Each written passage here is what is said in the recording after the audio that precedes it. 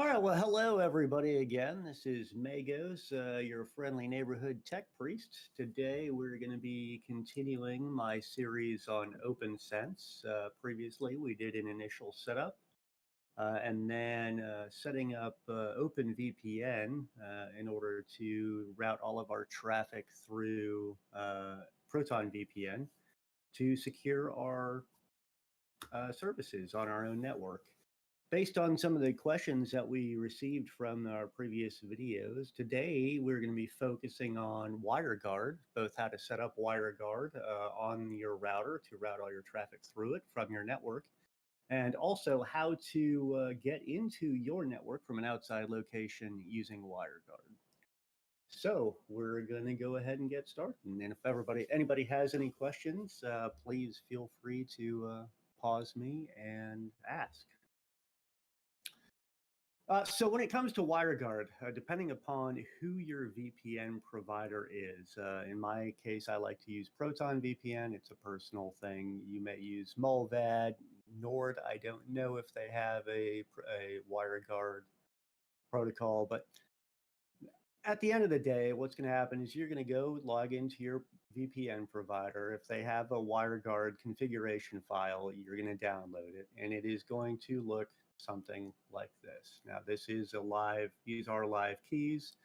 Please feel free to steal them for the hour that they will be live before I completely destroy them and nuke them off the face of the planet.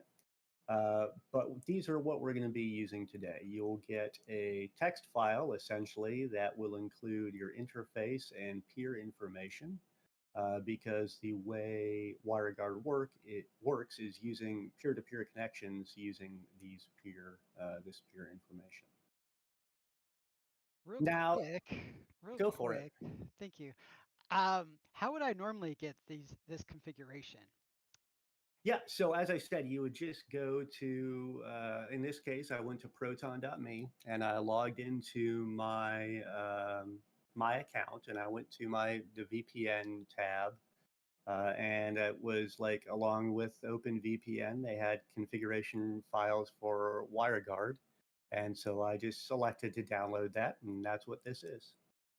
Okay, so I have to have an account on some VPN thing to download the file. Gotcha. Thank you. Correct. Yep. So this information is what we're going to use in order to route traffic out of our network, essentially make it tunneled out over a VPN. Now, if you're doing peer-to-peer, utilizing like, hey, you just want to connect from one computer to another, you aren't going to need to do this. You'll develop it yourself.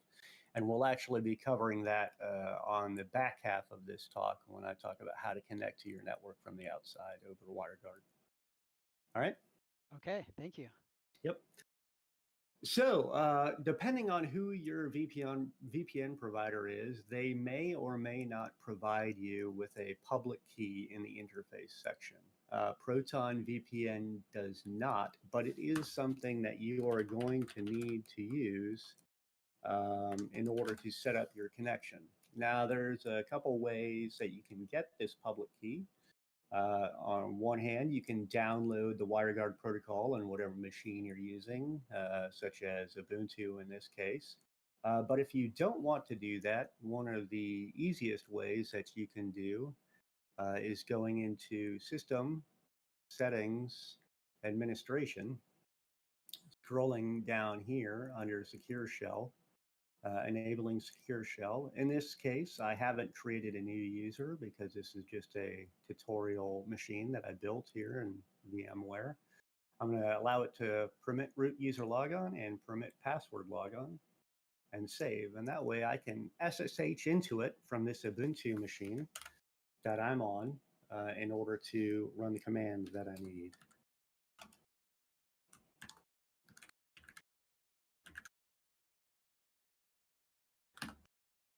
Cool. From here, this is a normal interface, the console that you'll get into when either, if you're using like a KVM and actually looking at OPNSense on a monitor, or if you SSH into it, it'll look the same. We're going to select 8 to go into the shell. And then the command that we need to run is echo. We're going to copy this private key and paste it in there. pipe into WG pub key and press enter, and it will generate the public key based on that private key. So we'll go ahead and copy this and paste it in there. Now we can go ahead and close this and immediately go back and turn this off, because I'd rather not have people being able to SSH into my firewall. Personal thing. Okay, now that we have that piece of information, let's actually get started in setting up our VPN connection. So from the dashboard here, we're going to select VPN and WireGuard and settings. From this, we'll select the instances tab, over to this plus box to create an ad, and we're going to give it a name. In this case, I'm going to call it Proton outbound. Instance 0, we have the public key that we've derived, which is, as you see, we needed this. We're going to copy that, paste it in here. Same thing with the private key.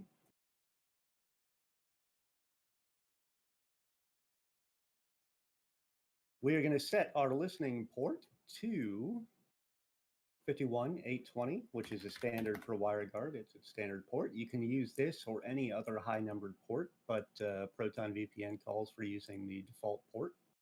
We're going to select advanced mode and enter in the MTU. The default for this is 1420. It's going to be 80 bytes shorter than whatever normal MTU. So if you're using an expanded MTU, which you may or may not be doing, just know that in order for WireGuard to run, it'll be 80 bytes shorter than that. Standard MTU is going to be 1500 bytes. So here we're going to be using 1420. DNS server is defined within the interface, which is 10.2.0.1 in this case.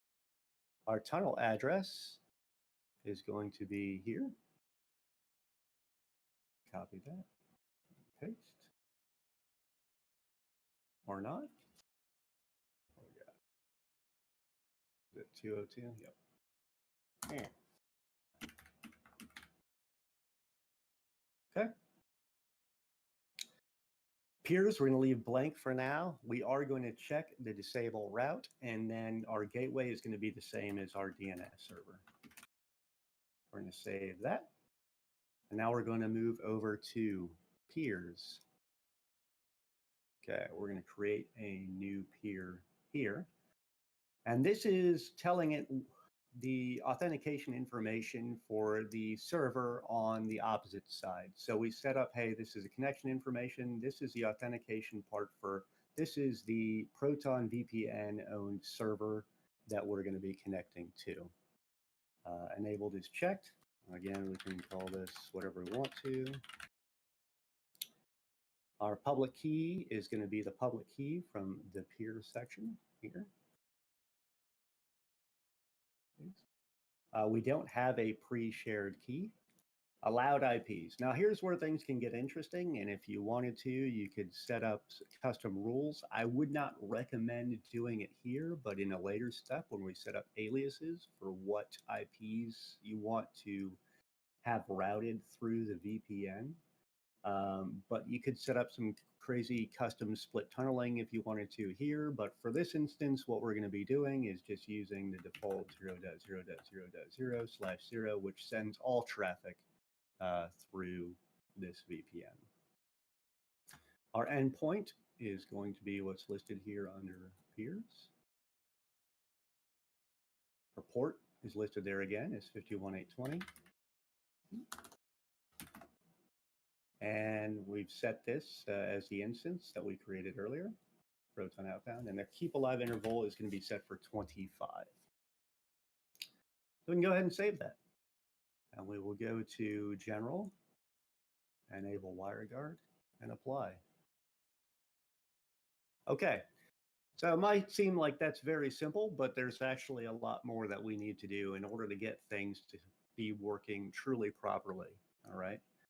Number one, what we're going to do is set up an interface using this VPN. So on your router /firewall OS that OPNSense is, You have your normal LAN and WAN assignments. Any additional VLANs might be an interface. We're going to create a new interface specifically for WireGuard. Have it here. It automatically will come up. We're going to call a description the same as we have been. Add. Okay. Go ahead. Ooh, not that one. Open it back up. We're going to make sure it's enabled. You can select whether or not you want to prevent the interface being removed. I'm going to go ahead and do that. And then otherwise, it's going to be set as default. So press save and then apply changes. Now, for some reason, the documentation says to do this, but I don't know if it has an impact or not. It says to turn it off and back on again. So sure, I will just deselect this, apply, and reselect this. I haven't, in my experience, had that be an issue, but if the documentation says to do it, it might as well. From here, we're going to set up our gateways. So system, gateways, configuration. You'll see your normal WAN outbound for both IPv4 and IPv6. So we need a gateway that's going to be using our newly created WireGuard VPN tunnel. So we add one. Our name is going to be, we'll just keep using that. Proton outbound, because why not? Our interface is going to be that interface we just created. Address family is IPv4. IP address here, in case you get confused, it is going to be the gateway address of your interface. So in this case, it's going to be the same as the DNS address. So here's going to be 10.2.0.1. The options we need to select already is going to be a FAR gateway. We're going to disable gateway monitoring, and we're going to choose a monitor IP just to know, what's going on. In this case, I'll just go ahead and choose that same DNS server to make sure it's out. We're going to save here and apply. Now we get to set up some fun firewall rules and do all the preparation for firewall rules. And what we're using these firewall rules for is to tell the router that we want outbound traffic to go through this VPN connection. But at the same time, we don't want anything within our network to have to go out, then back in through the tunnel in order to access another machine. So we're going to set up split tunneling, and we're going to do that with aliases. All right. So we're going here to firewall, aliases. We're going to create a new alias. We're going to call this Proton outbound hosts.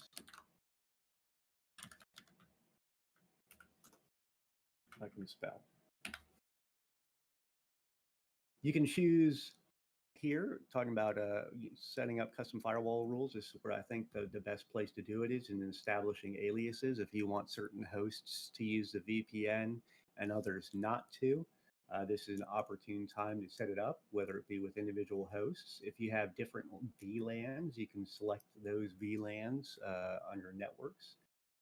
For these purposes, what I'm going to be doing is selecting the entire network. Okay. And we will save that. We're going to create another alias now for our RFC 1918 addresses.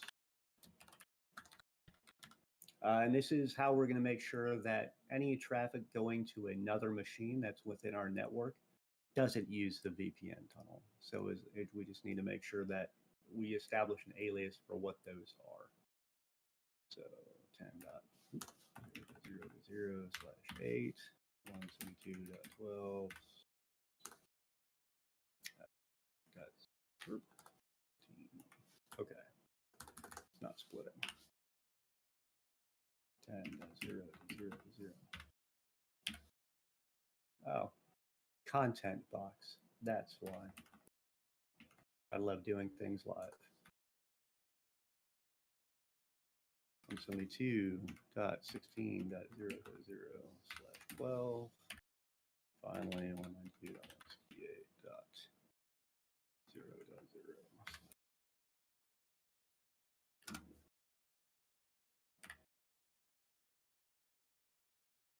All right, and save that one.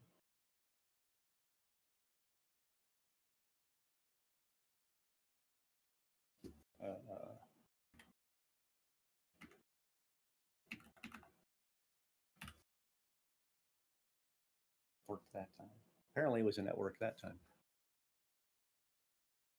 Okay, now we're going to establish our rules. So again, under Firewall Rules, we're going to select LAN, add, and here we go. So there's a bunch of things we're going to have to select here, so I'm going to go slowly. It's going to be a pass. Quick is going to be selected. Interface will be LAN. Direction in. TCP/IP is IPv4, protocol any. This will be unchecked. This will be our aliases that we want to use the VPN. So we're going to select Proton outbound hosts. We're going to check this destination invert. We're going to select RFC 1918 addresses. The destination port range is any. And we will choose our gateway as the gateway we created, which is Proton outbound. So we have that rule. We're going to select it and move to the top. Oh, actually, I forgot one thing. While we're at it, let's make a kill switch in case everything fails. But it's not going to be on this rule.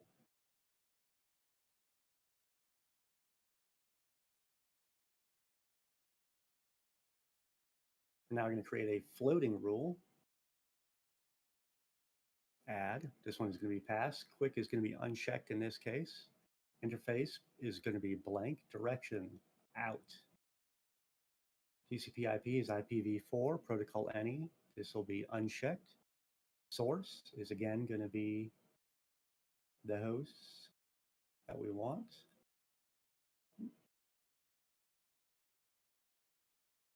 The destination invert is checked.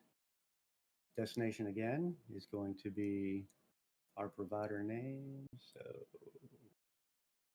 Proton outbound net. Actually, I messed this up. This is going to be Proton outbound addresses. So Proton outbound addresses, Proton outbound net.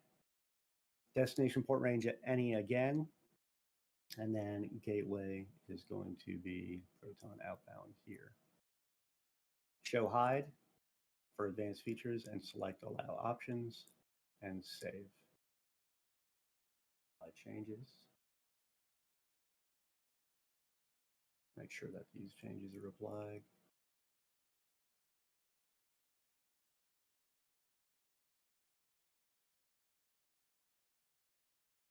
Okay. Any questions so far?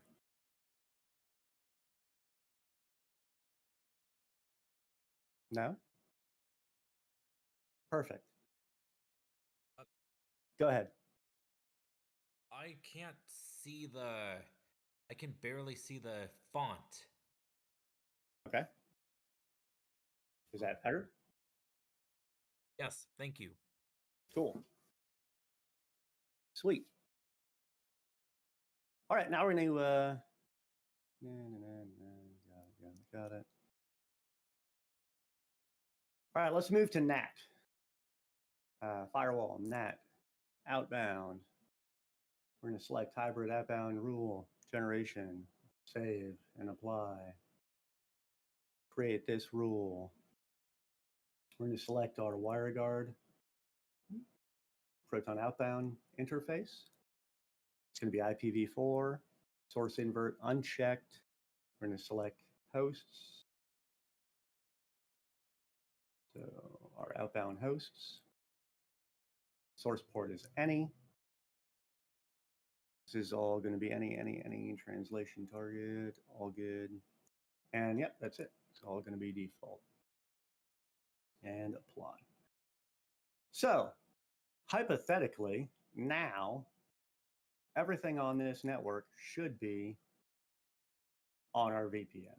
And I know that's a lot of steps, but it's unfortunately not super straightforward. We're going to test that. We're going to go ahead and turn this off. And see what we have. Curl ident.me. Hopefully I did this all correct. Yeah, that's our current IP address. And if the demo gods have not failed me and I read my own documentation correctly, hopefully this will now be different.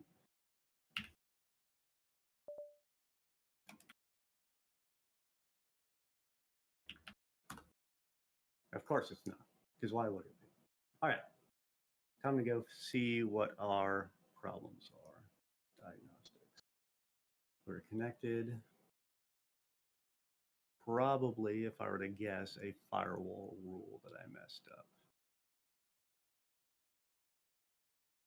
All right, interfaces. Gateways, configuration. That's live.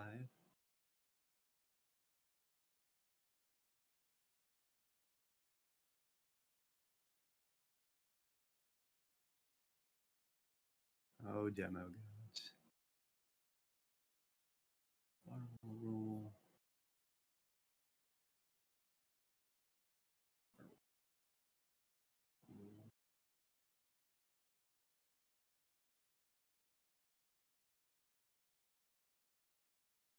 There should be another rule here.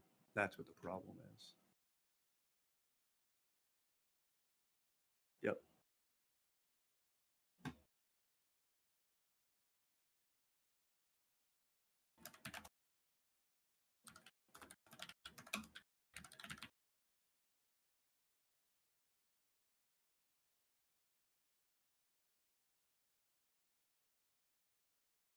Cool. Yep, here we go.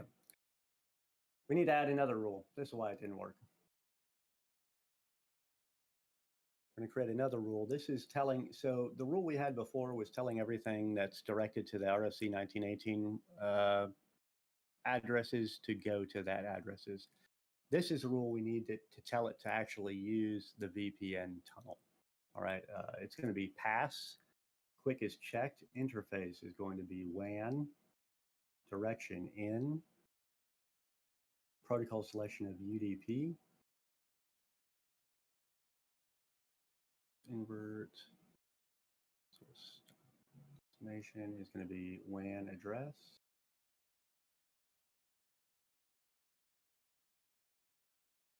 No, this is not correct.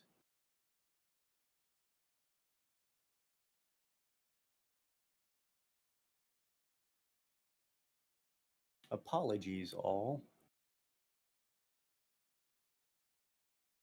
Fun when you do things live and you delete stuff in your own documentation by accident. No pressure. Oh, it's all good. It happens.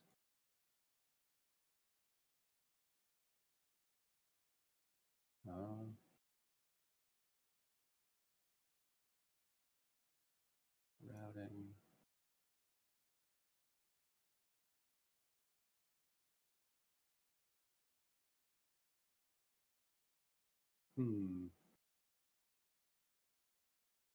It's a mess.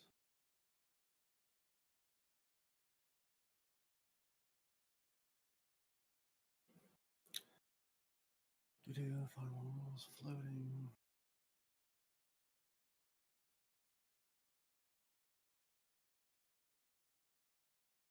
Yeah. Yes. Correct.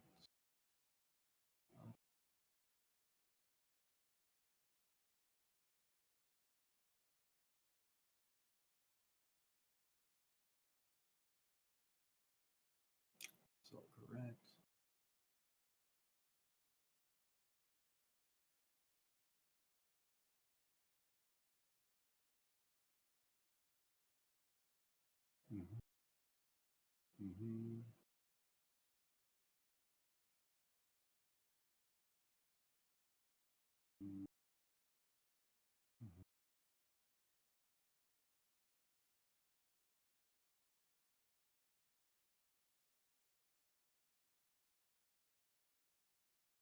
Interesting. You know what? I wonder if I did something funny. We'll see. Hold on a second.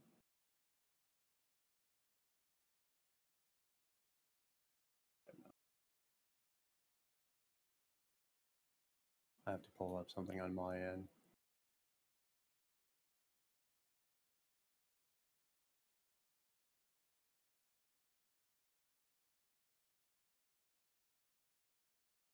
Yeah. Okay.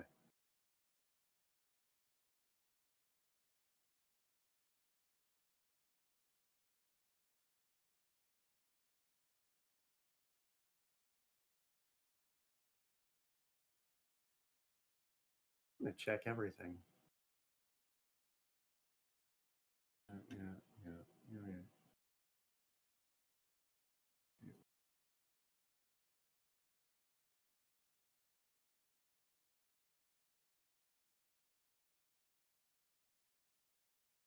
Mm-hmm.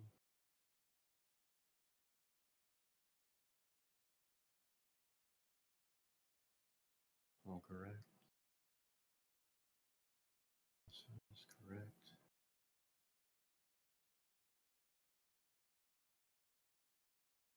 Mm-hmm.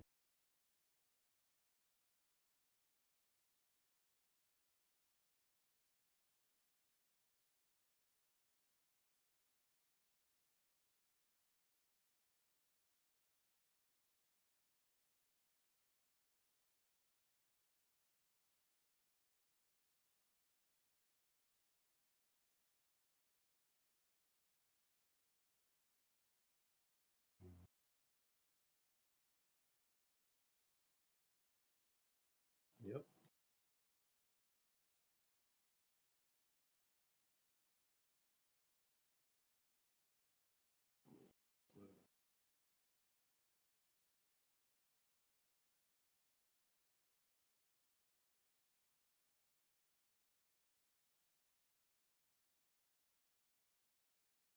Yes. That, yes.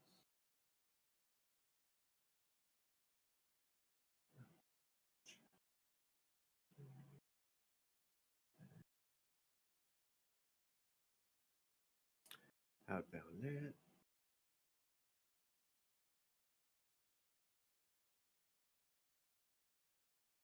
Interface. Mm-hmm.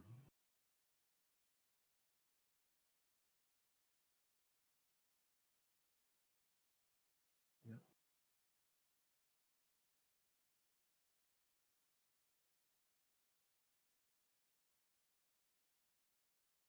Huh. Okay. Well, it seems that the gremlins are after me because after checking everything over, this all should be functioning properly. Gotta love the demo gods, man.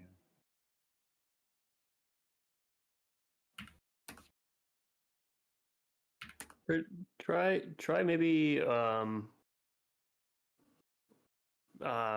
your browser just to do a IP check, just in case there's some sort of Yeah, caching going on or something. it shouldn't. No, it's the same one. No. Magos, I think I messaged you about something similar a while ago. All the settings looked right, but it still wasn't working. My solution was to come back the next day, Yeah. and it just kind of magically fixed itself. So maybe a reboot or something. Yeah, I want to try something because it might be that for some reason it's still utilizing this gateway. All right, so what I'm going to do is just disable this as a test. And if that's the case, then I need to figure out why the firewall rules aren't working because, of course, it's just the demo gods being. Of course, now there's nothing. Why? Well, ladies and gentlemen, this is what happens when you do things live. Go back to your outbound NAT settings again. I just want to. It's something I'm familiar with on the PFSense side, so it might be wonder if it's related. So do you have the? I'm not super familiar with how OPNSense does it, but Is it pointing to? Is that Proton outbound? That's the That's the interface. interface that was created. Yeah. Yeah. Huh.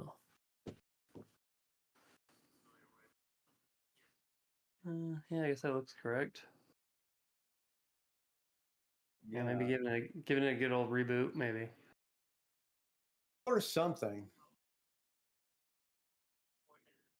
Of course, I do this 70 times during the day to make sure it all works, and it does. And then we do it live, and it doesn't. Isn't that the way of the world?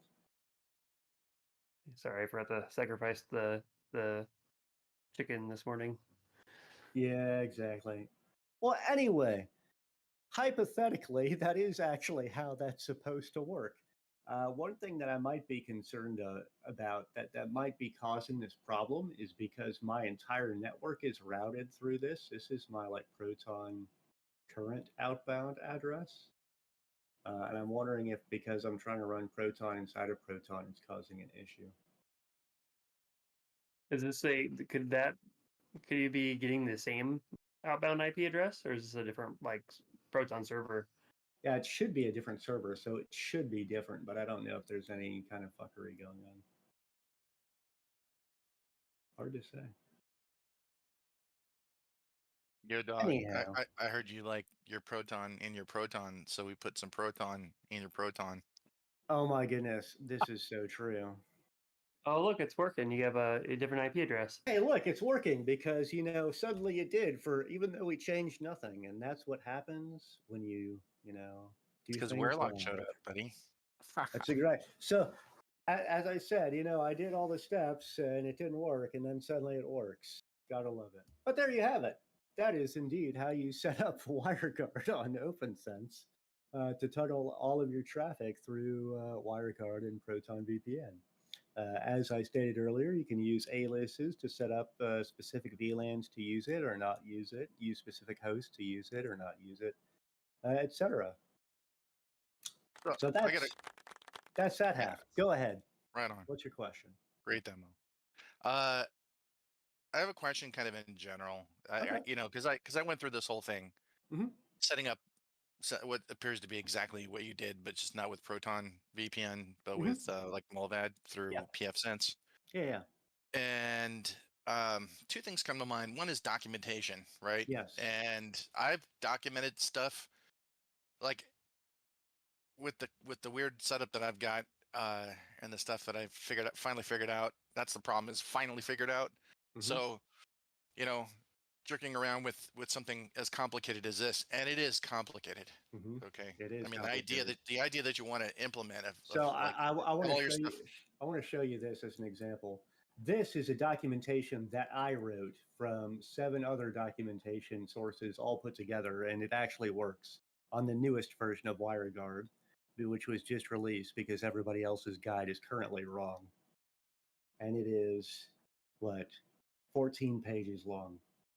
So yes, it is complicated. Yes, exactly. And so the thing is I noticed that from my experience that the time, it took me so long to kind of figure stuff out. And arguably speaking, I mean, I'm a Linux sysadmin by trade and, delve in computer stuff or security stuff on the side. And so, that's not my primary job. But I did figure it all out and I got it working. But yeah, documenting is a challenge because, if you deal you thought you set it up correctly, right? And, let's say it didn't, in this case, it didn't work, but persistently didn't work. And then you jerk around with it and it might take you days. Who knows, right? So it'd be something really subtle.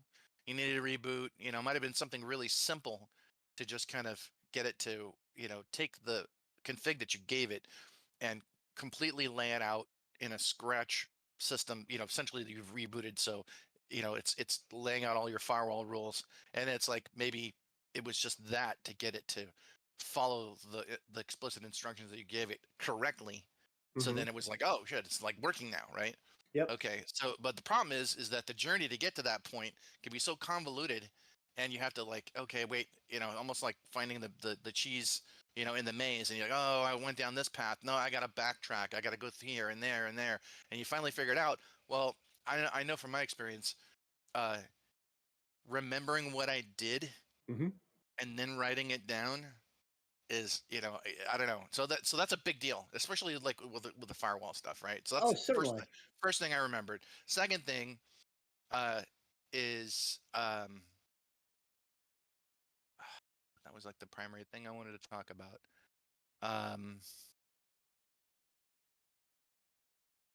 Oh yeah. So imagine like an electronics technician working on a motherboard, right, or some complicated circuit board, right?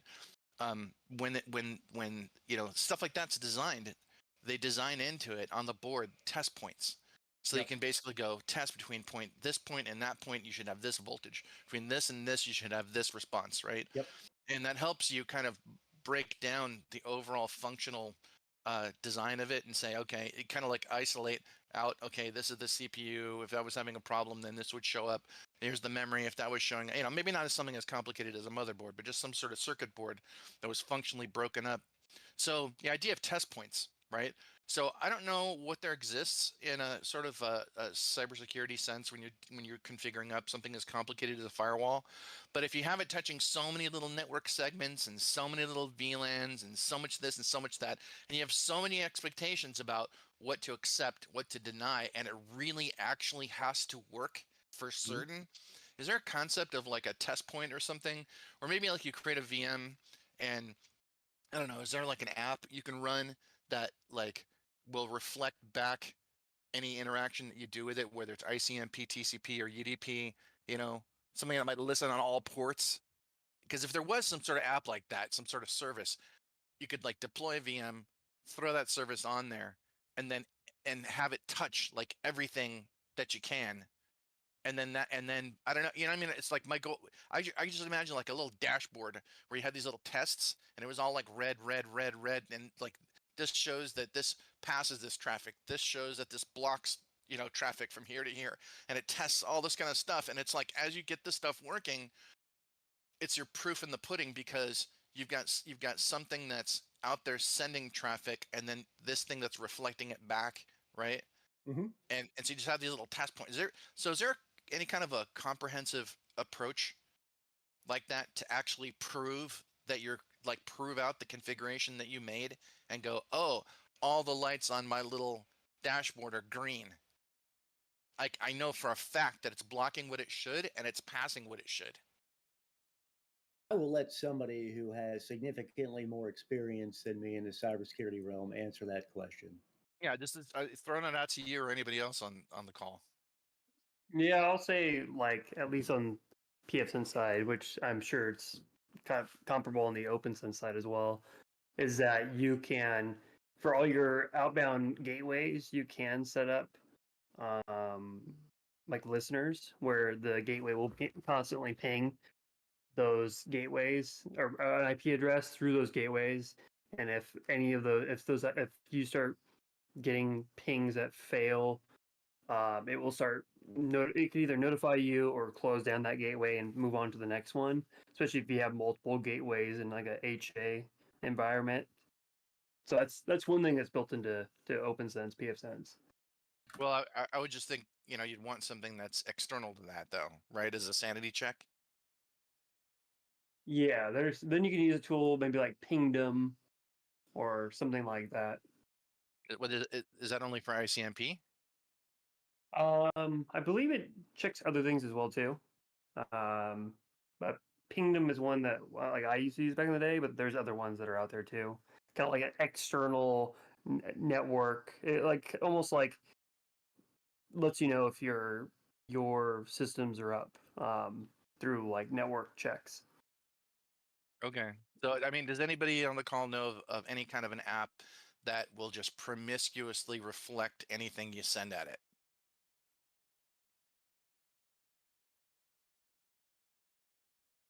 Do you guys know what I'm talking Sounds about? like you just created $1 million idea. Develop it.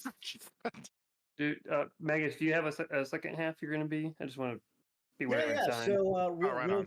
real quick, man. Those are excellent questions. Sorry, I don't have an answer for you. Yeah, it'd be interesting. an interesting concept to be able to just automatically test. I don't know if such a thing exists. If it does, let me know about it. All right, so for the second half, we're going to set up how to connect to your VPN from an external source. In this case, we're going to use Windows because that's the most common thing everybody has. So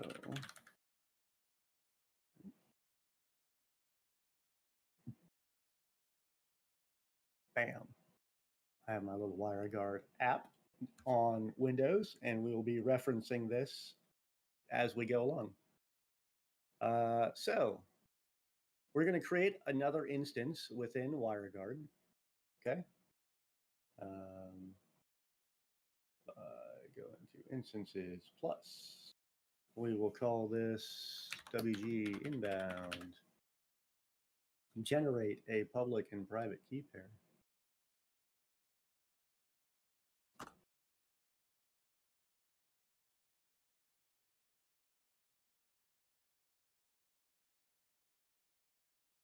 Take a note of them.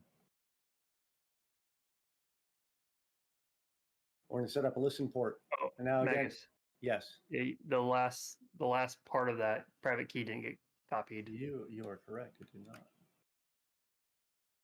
Because it should be an equal sign.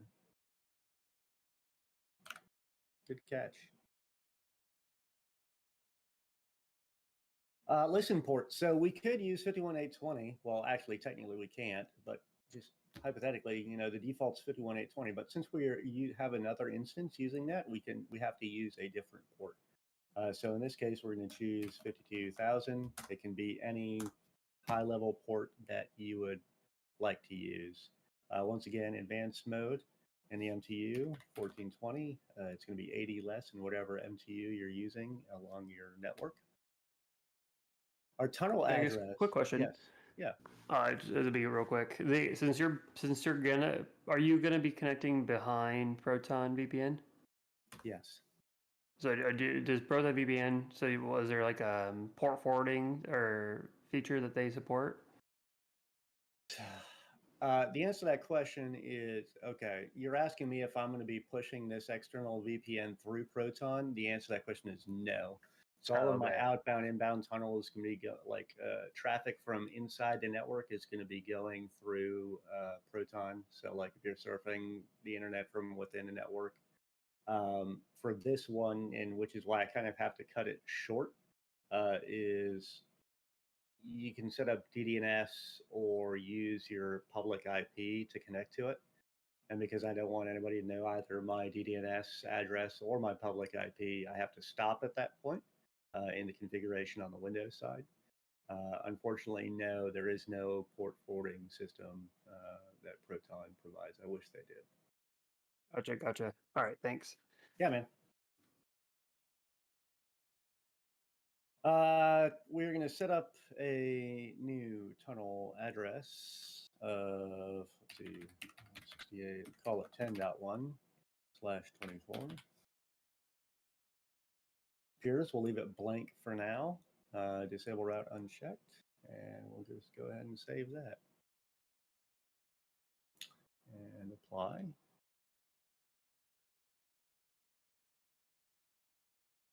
All right, now we're going to go to peers. And we're going to create a new peer. This is going to be this system that we are about to set up on Windows, okay? So we're going to call this Windows PC. We're going to go into the Windows application. At the bottom here, next to Add Tunnel, we're going to select Add Empty Tunnel, okay? And we're going to call this, whatever we want, OPNSense. And we're going to copy this public key from here. And hopefully it'll let me paste, because if it doesn't, I'll be upset. Thank God. Is that the same one? RW? Yes. Okay, cool. All right. Public key is set, and allowed IPs against is going to be the specific IP address that we want this peer to have. So it needs to be within that network that we created before. which was 192.168.10. We'll call this .2/32 and save. Go back to instances, select this, make sure that Windows PC is selected as one of the peers, save, and apply. Okay.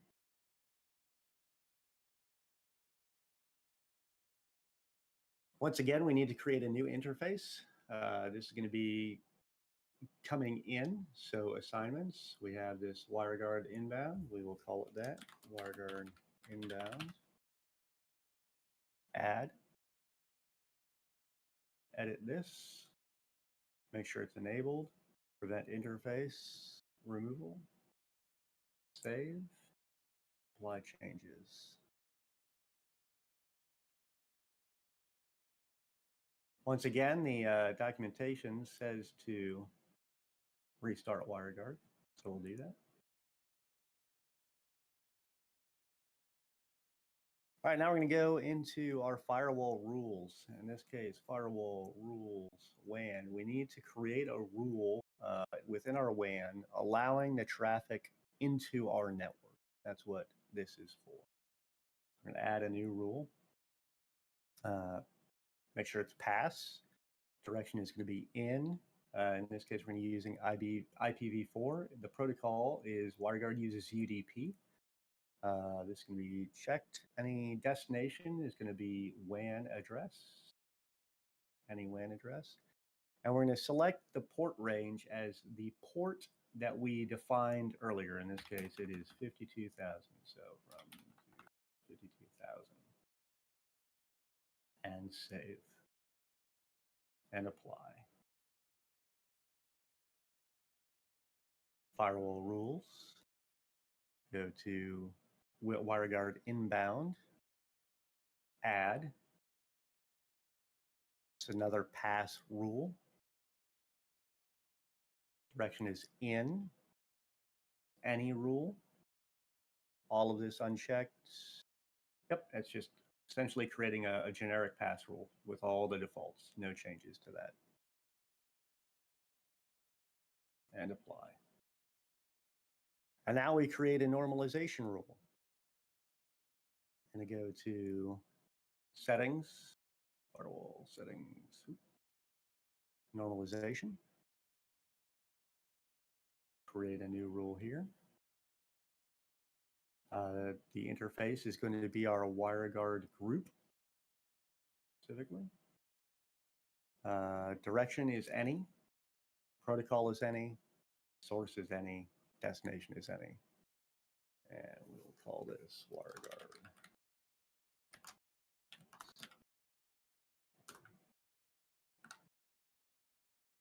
We're going to set a max MSS of 1380. This is just a detail you need to remember.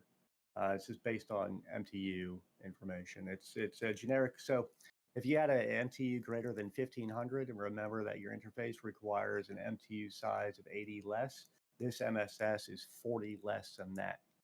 So that's why it's 1380. Save and apply. And then we configure our client.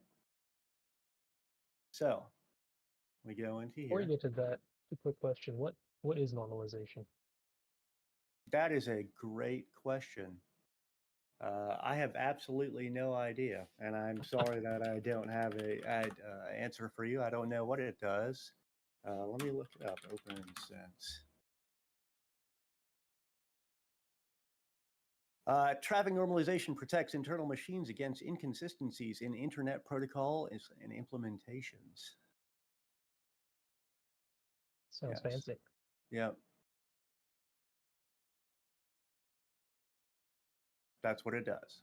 There you go. So what we're going to do here on the client side that we have it is we're going to essentially make this look kind of like this. Okay. So the information that we're going to need is the address. Okay. And we're going to set that to the specific address that we did before. In this case, 192.168.10.2/32, which is what we gave it in the peer. In case you lose that, we have our private key already. Our DNS, we're going to set it as 168.10.1. Okay. And then we're going to create a peer section. We have the address. Excuse me. Public key. We're going to take the public key from here. I highly doubt it's going to let me copy and paste, but this is what you would do. Hey, it works. Nice. Love it when the tools work. Endpoint.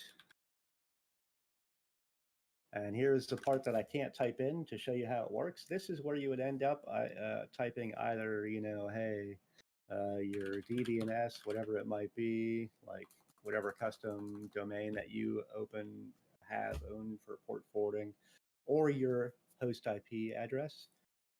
But also make sure that after that IP address, whatever it be, say it's like 5. whatever, make sure you define the port as what you had it established. In our case, it's going to be 52,000. And then allowed IPs equals what you want set over, whether you want to set up split tunneling or a full tunnel through your VPN. So that means if you set it, for instance, as 0.0.0/0, once you turn on this VPN, all traffic that you send will be going to your OPNSense router first and then out to the internet.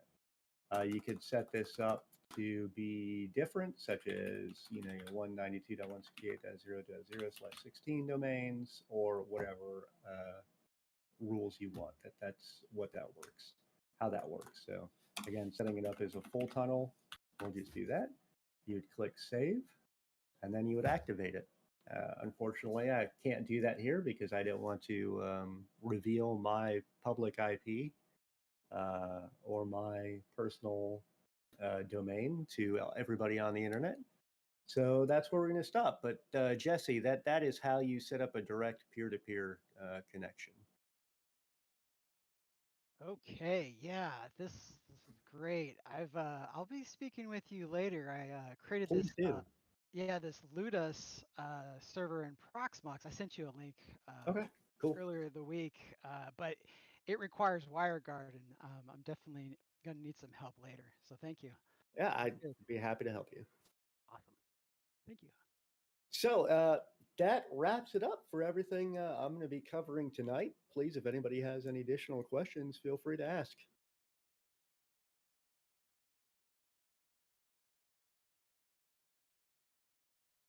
Like, I guess one way to achieve what I was talking about before might be to, because I've got working PFSense, right? And I was like, well, might be nice to have OPNSense instead.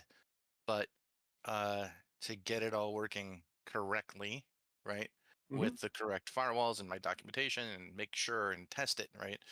Yeah, it might make sense to just set it up in a VM, right? Yep, absolutely. Set it up, make a little test bed environment, and then that basically allows you to virtually set up endpoints that exist. Maybe like here's your firewall, but then here's a side VM that touches all the subnets, that all the interfaces that your firewall that you're testing, right? A little virtual test bed firewall. Yep. It sits on all those, and then has something that will, like you've got a persistent,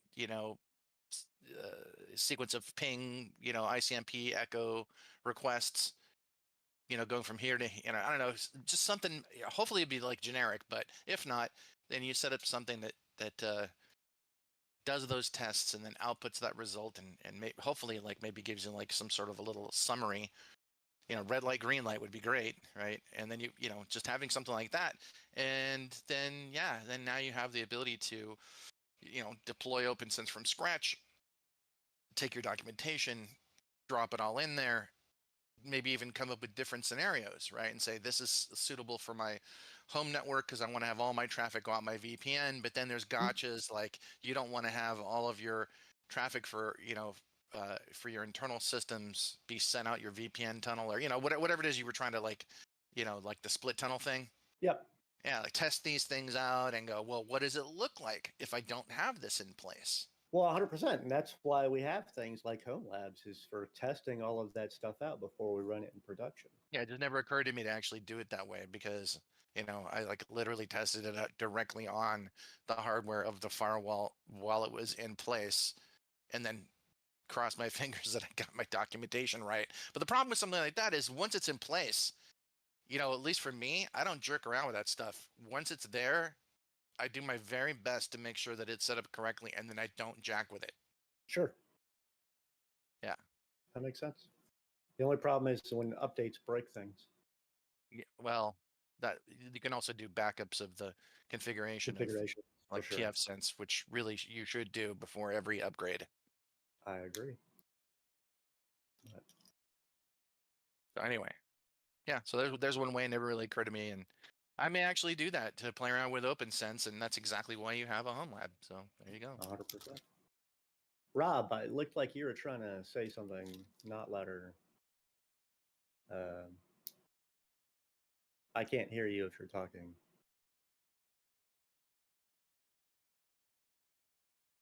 Which is strange.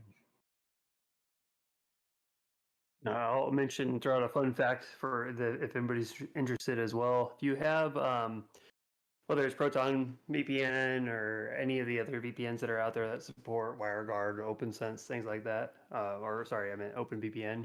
A cool thing you can add to this as well too is high availability.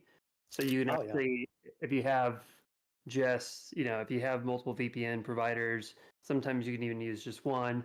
You can have multiple WAN like outbound connections to these providers. So if one goes down, it will automatically fail over to the other one, and also it will do these ping checks I brought up earlier. It will detect if one goes down, or maybe the latency is really bad, and it will fail over to the other VPN. So kind of cool if you want redundancy, because for those that are like maybe aware, a lot of these VPN providers, certain connections aren't always reliable, so they'll randomly die, and you'll have to go in there and either manually, reconfigure a new VPN, or set up a HA. So something to keep in mind.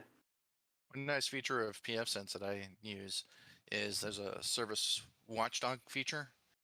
And so I have that always, because I use OpenVPN through Molvad. And so I just have it watch that OpenVPN client instance. And if it dies, it restarts it. So that's one thing that if you're using this and you didn't know about that, it's a good idea, because if it dies, it'll just respawn it. OPNSense has that all built in. So, well, I guess that wraps it up for this evening. Thank you all for joining us. Hey, appreciate the talk.